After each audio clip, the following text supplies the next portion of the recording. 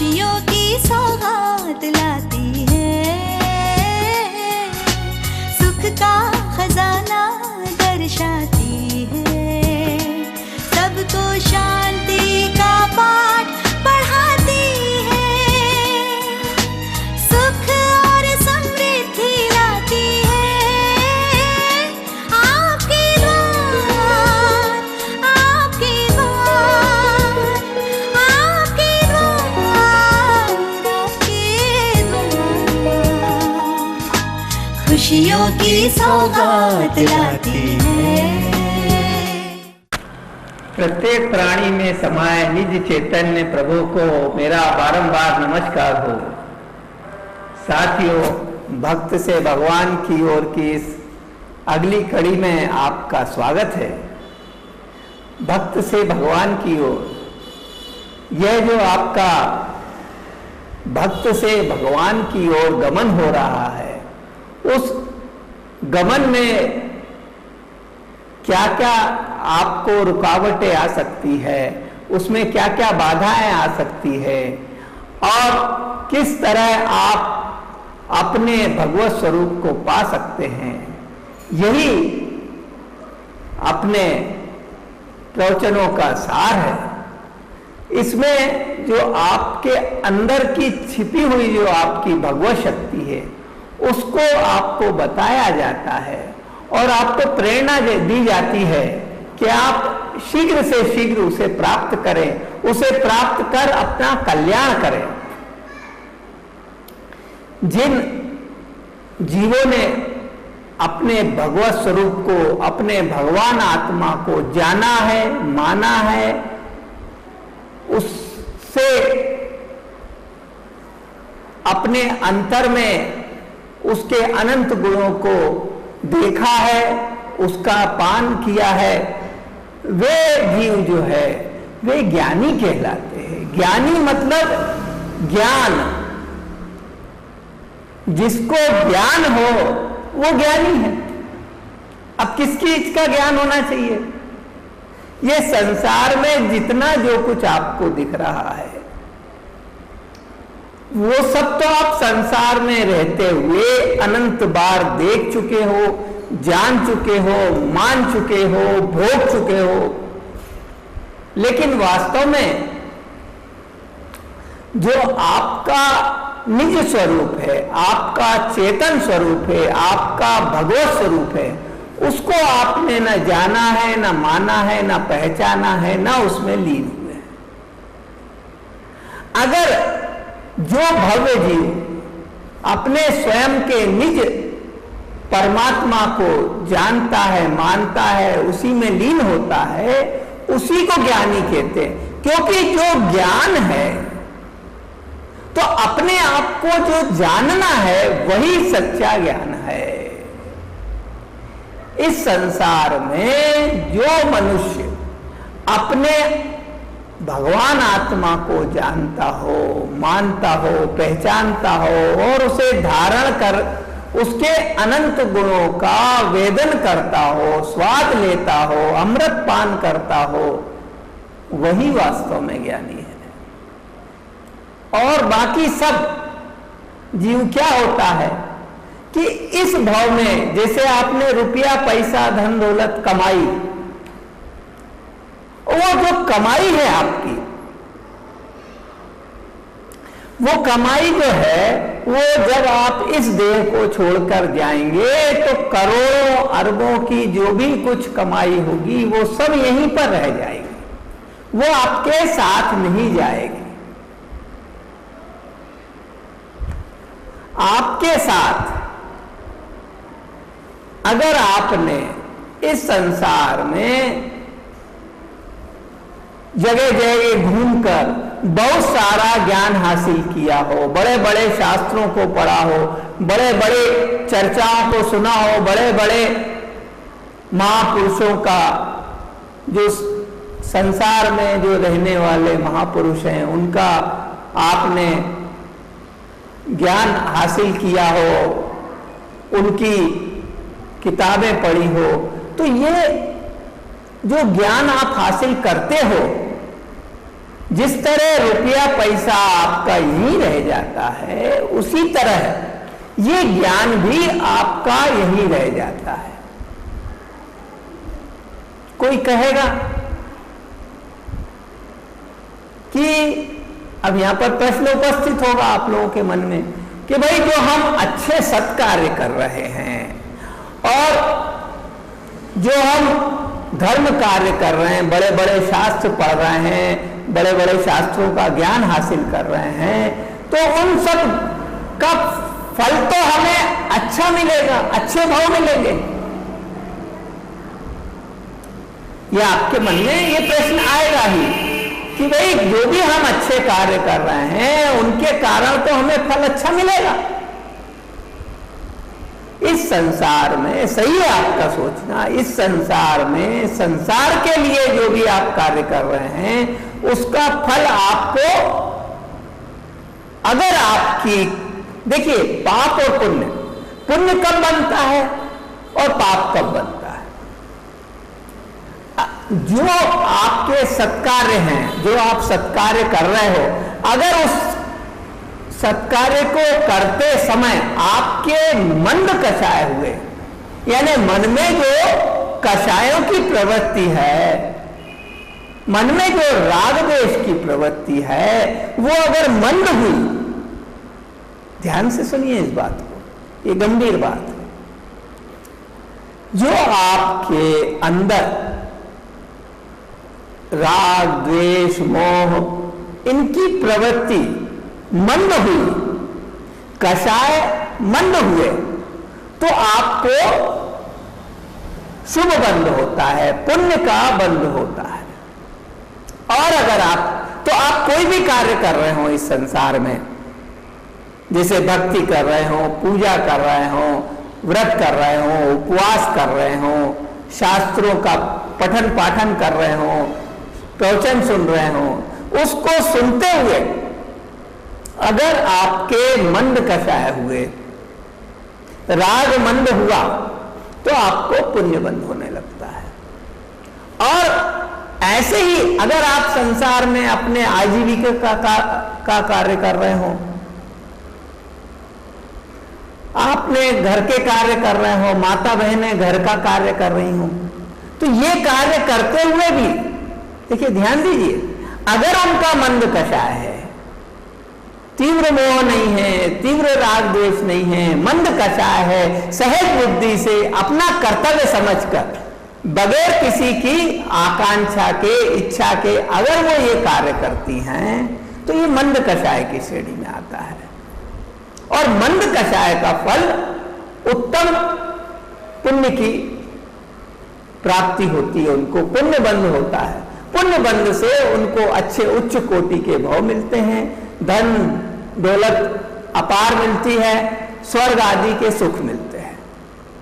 ये पुण्य बंध का कार्य है। और अगर कोई भी भक्ति कर रहा हो, पूजा कर रहा हो, लेकिन उसके राग द्वेष का, मोह का तीव्र उदय है,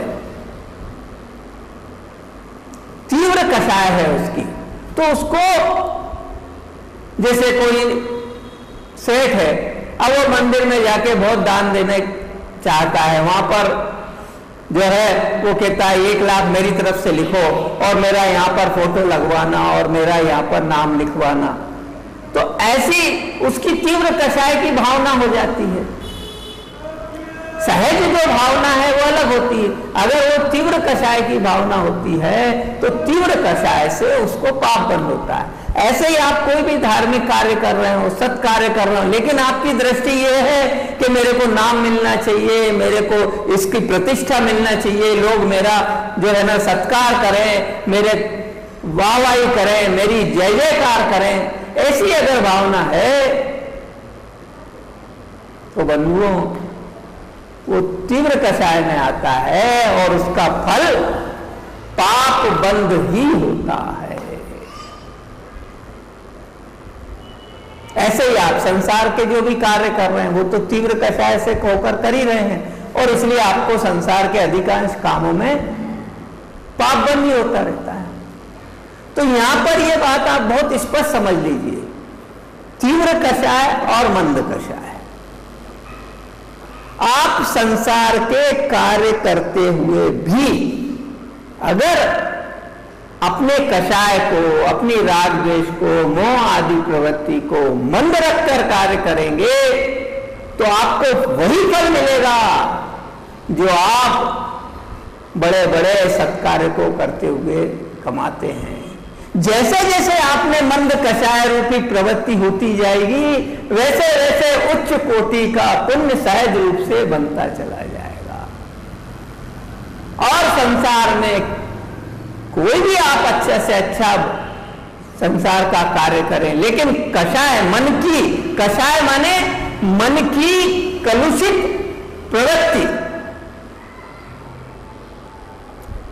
ये जो मन की कलुषित प्रवृत्ति है ये अगर आपकी तीव्र है तो आप इस संसार में कोई भी अच्छा कार्य करिए, हो सकता है ये संसारी आपको बहुत सम्मान दें, लेकिन मोक्ष के मार्ग में उसका फल आपको संसार का बंद होगा और तीव्र बंद होगा। तीव्र कषाय है, तीव्र आपकी काषायिक प्रवृत्ति है तो आपको पाप बंद ही होगा और उसका पाप का फल अत्यंत अत्यंत कठोर होता है। नरक और निगोद और त्रियंच की वेदना अत्यंत अत्यंत भयानक होती है, उसका फल मिलता है। तो देखिए आज जो है वो अपनी चर्चा में बहुत उच्च कोटि की बात आई कि आप संसार में रहते हुए भी मंद कषाय करिए, किसी से राग द्वेष मत करिए। तीव्र राग द्वेष करा तो उसका फल पाप का होता है। आप संसार में कितना ही अच्छा से अच्छा कार्य कर रहे हो, लाखों करोड़ों रुपए भी दान दे रहे हो, लेकिन अगर आपकी प्रवृत्ति तीव्र कषाय की है, काषायिक प्रवृत्ति है, तो उसका फल आपको पाप बंद होगा। भाई संसार भले ही आपको मान सम्मान दे, बड़े बड़े मान पत्र भेंट करे, हजारों लाखों की भीड़ में आपका सम्मान करे, लेकिन भाई वो सम्मान तो इस भव का है और उसके परिणाम स्वरूप करोड़ों अरबों खरबों वर्षों तक आपको तीव्र तीव्र तीव्र दुख भोगना पड़ेगा। ओहो, थोड़ी सी देर का सुख, थोड़े से काल का सुख और अनंत काल का दुख, आप ही बताइए आप किसे पसंद करेंगे। इसलिए है प्रभु अपनी दृष्टि इन कषायों पर मत लगाइए, अपने आत्मा पर लगाइए जहां अनंत अनंत सुख भरा पड़ा है। जन्म मरण का जहां से अभाव होता है, ये संसार में आप मंद कषाय करेंगे उच्च कोटि के भाव मिलेंगे, वहां जाकर आप अच्छे भाव मिल गए, राजा महाराजा हो गए, बड़े भारी प्रधानमंत्री राष्ट्रपति हो गए, आप में अहम भाव आ गया। जैसे अमेरिका के राष्ट्रपति हैं, उन्होंने फिर इराक में युद्ध थोप दिया, हजारों लाखों लोग मारे जा रहे हैं, अभी भी मर रहे हैं। तो ये सब पिछले भाव में उन्होंने मंद कषाय किया था, तो इस भाव में उन्हें राष्ट्रपति सरी का पद मिला, संसार के सबसे शक्तिशाली देश के राष्ट्रपति का पद मिला। अब इस भाव में उन्होंने तीव्र कषाय के काम किए हैं, तो इसके कारण उन्हें अनंत अनंत काल तक अत्यंत अत्यंत दुख भोगते हुए बहुत क्षुद्र निम्न पद मिलने वाला है, निम्न योनि मिलेगी। पता नहीं 84 लाख योनियों के किस ही योनि में गमन होता है। भाई इस बात को विचारिए, समझिए। ये तो मंद कषाय से जहां आपको अच्छे भाव मिले और फिर वहां अभिमान हो जाता है तो फिर खराब भाव मिलते, इस तरह ये 84 लाख योनियों में गमन ही चलता रहता है। आप इस संसार से दूर ही नहीं हो पाते हैं, आप इस संसार से पार नहीं पा पाते हैं, इसी में गमन करते रहते हैं। और अत्यंत अत्यंत दुख उठाते रहते हैं। ये तो बहुत थोड़ी देर के लिए इस मनुष्य भाव का थोड़ा सा सुख है जो आपको मिला हुआ है, और आपका तीव्र पुण्य का उदय है कि शांति के साथ आप इस अत्यंत अत्यंत गंभीर चर्चा को सुन रहे हैं। ये बहुत अद्भुत बात है भाई, ऐसी छोटी मोटी सामान्य बात नहीं, ये आपको इस संसार से पार उतारने की बात है, मोक्ष में ले जाने की बात है भाई। इस बात को समझिए। और ये मंद कषाय और तीव्र कषाय का जो चक्र चल रहा है, आपको किसी भाव में तीव्र कषाय होती है तो तुच्छ भाव मिलते हैं, फिर तुच्छ भाव मिलते हैं, फिर धीरे धीरे उसमें कभी कदाचित मंद कषाय हुई तो अच्छे उच्च कोटि के देव भाव और मनुष्य भाव मिलते हैं, उससे फिर गिर के आप तुच्छ भाव में चले जाते हैं। ये जो स्वस्तिक है इसकी 4 भुजाएं हैं। ओह, अपनी चर्चा में क्या क्या अद्भुत बातें आती हैं। आज स्वस्तिक के ऊपर चर्चा आ गई। स्वस्तिक सबसे शुभ माना जाता है, मंगलकारी माना जाता है। क्यों? आज अपन इस पे चर्चा करते हैं। आपने स्वस्तिक की 4 भुजाएं देखी होगी, 4 भुजाएं हैं उसकी, है ना? तो ये 4 भुजाएं संसार में 84 लाख योनियों में 4 गतियों का प्रतीक है, चतुर्गति का प्रतीक है। चतुर्गति में 2 गति उच्च मानी जाती है, जो कि देवगति और मनुष्य गति होती है। 2 गति हीन मानी जाती है, जो कि तिर्यंच गति, तिर्यंच में जितने आपके कीड़े मकोड़े से लेके पशु पक्षी दिखते हैं, ये सब तिर्यंच गति में आते हैं। और तिर्यंच की एक गति होगी, माने तिर्यंच हो गई, और दूसरी जो हीन गति है वो है नरक गति। नरक में भी आपने कई शास्त्रों में पढ़ा होगा, उसके दुखों का तो पारावार ही नहीं है, ऐसे हैं नरक के। तो ये 2 उच्च गति हो गई, देवगति और मनुष्य गति, और 2 हीन गति है, नरक गति और तिर्यंच गति। ऐसे इन 4 गतियों में जीव जो है, मनुष्य का जो आपका भगवान आत्मा है, वो चक्कर लगाते रहता है। इस 4 गतियों के 84 लाख योनियां होती हैं, और उन समस्त योनियों में ये जीव चक्कर लगाता रहता है। फिर एक में आया, फिर दूसरे में आया, फिर तीसरे में, ऐसे उसका परिणमन चलता ही रहता है। और उसमें सबसे कम बार किस गति में जाता है आपको पता है? इस मनुष्य गति में सबसे कम बार जाता है, सबसे कम बार मनुष्य गति में आता है। देवगति में भी मनुष्य गति से असंख्य गुना ज्यादा बार देवगति में चला जाता है। नरक गति में, तिर्यंच में तो रहते ही है, और मनुष्य में बहुत बहुत अल्प समय के लिए आता है। इतनी अद्भुत है ये मनुष्य गति। तो अब ये जो गतियां हैं, ये 4 गति हो गई, देवगति, मनुष्य गति, तिर्यंच गति और नरक गति। ये चतुर्गति का चक्र है। ये 4 भुजाएं हो गई चतुर्गति की। अब स्वस्तिक में आपने देखा होगा, स्वस्तिक बनाकर अपन उसमें बिंदी डालते हैं बीच में। स्वस्तिक बनाकर उसमें बिंदी डाल देते हैं बीच में। ये बिंदी मतलब जैसे फुग्गारा होता है ना, फुग्गारे में अगर आपने सुई से छेद दिया उसको, क्या होता है? फुग्गारा फूट जाता है। ऐसे ये जो 4 गति रूपी चतुर्भुज है, इसको आप छेद रहे हो एक एक बिंदी लगाकर। तो आपने देवगति को छेद दिया, मतलब देवगति का नाश कर दिया। मनुष्य गति को छेद दिया, मनुष्य गति का नाश कर दिया। तिर्यंच गति को छेद दिया, तिर्यंच गति का नाश कर दिया। और नरक गति को छेद दिया। इस तरह 4 गतियों का छेद करने पर आपको इस संसार में जो आपका भ्रमण हो रहा है, जो संसार में आवागमन हो रहा है, उस आवागमन का नाश होता है और आप इस संसार से पार हो जाते हैं। पंचम गति जो कि मोक्ष महल है, वहां आप चले जाते हैं। ओह, ऐसा अद्भुत शुभंकारी मंगलकारी स्वस्तिक होता है। और स्वस्तिक सभी समाज में, सभी धर्म में सबसे ज्यादा पूज्य माना जाता है। क्यों? क्योंकि ये स्वस्तिक बताता है कि हे मनुष्य, है जीव, तुम अपनी चारों गतियों को छेदो और पंचम गति जो है मोक्ष महल है, जहां अनंत अनंत भगवंत विराजमान हैं, उस ऐसे अद्भुत मोक्ष महल में जाकर तुम भी परमात्मा बनो और अनंत काल तक फिर परमात्मा ही रहो। ऐसा ये शुभंकारी है।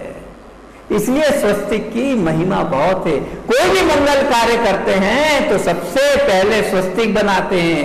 और है भद्रजनों, है भव्य आत्माओं, जब भी आप स्वस्तिक बनाओ तो आप ये विचार करो कि यहां मैं और अपने इष्ट देव को नमस्कार करते हुए भावना भाव कि मैं अब इस तीन लोक में जो चार गतियां हैं उन सबका छेदन कर रहा हूं। मैं मनुष्य गति का छेद कर रहा हूं, मैं देव गति का छेद कर रहा हूं, मैं त्रिदेव गति का छेद कर रहा हूं, मैं नरक गति का छेद कर, ऐसे छेद करते हुए स्वस्तिक बना हुआ और भावना भाव के अब मैं पंचम गति को प्राप्त होऊंगा, अपने मोक्ष महल में जाऊंगा, परमात्मा बनूंगा। ऐसी अद्भुत आप भावना भाओगे तो आपको उसका फल भी अद्भुत मिलेगा। इसलिए भाई स्वस्तिक मतलब ऐसा नहीं कि झट से लाइन खींची और झट से भुजा बनाई और उसमें बिंदी डाल दी। कई लोग तो जल्दी जल्दी में उसमें बिंदी भी नहीं लगाते, तो वो अशुभ प्रतीक हो जाता है। स्वस्तिक तभी पूर्ण माना जाता है जब उसमें बिंदी लगी हो। बिंदी के बिना स्वस्तिक अपूर्ण होता है, अशुभ होता है। और आपको पता होगा हिटलर जो था उसने स्वस्तिक में बिंदी नहीं, सिर्फ उसकी चार भुजाएं बनाई थी, तो उसका परिणाम कितना खतरनाक हुआ उसके लिए और विश्व के लिए। तो ऐसा जो स्वस्तिक होता है वो अशुभ होता है। जो बिना बिंदी के स्वस्तिक होगा वो कभी भी शुभ नहीं होगा, कभी भी आपके लिए कल्याणकारी नहीं होगा। तो ऐसे अपने स्वस्तिक को भी आप जब बनाते हैं तो भावना क्या भाते हैं? पंचम गति की, अपने मोक्ष महल की, अपने भगवान आत्मा को प्राप्त करने की भावना भाते हैं। हे प्रभु, बाएं में आप चारों गति को छेदने की भावना भाव, उसका स्वस्तिक बनाओ और अंतर में अपने निज चेतन महल में जाने की, अपने परमात्मा को प्राप्त करने की, अपने भगवान आत्मा को देखने की, उसको उसका ज्ञान करने की भावना भाव। सच्चा ज्ञानी वही है जो अपने परमात्मा को जानता है, देखता है, समझता है और उसे जब तक इस संसार का अभाव नहीं हो जाता तब तक वो बारंबार अपने आत्मा को ही भाता है। और आत्मा को भाते भाते भाते भाते अपने आत्मा की तरफ ही उसका महाप्रयाण होता रहता है।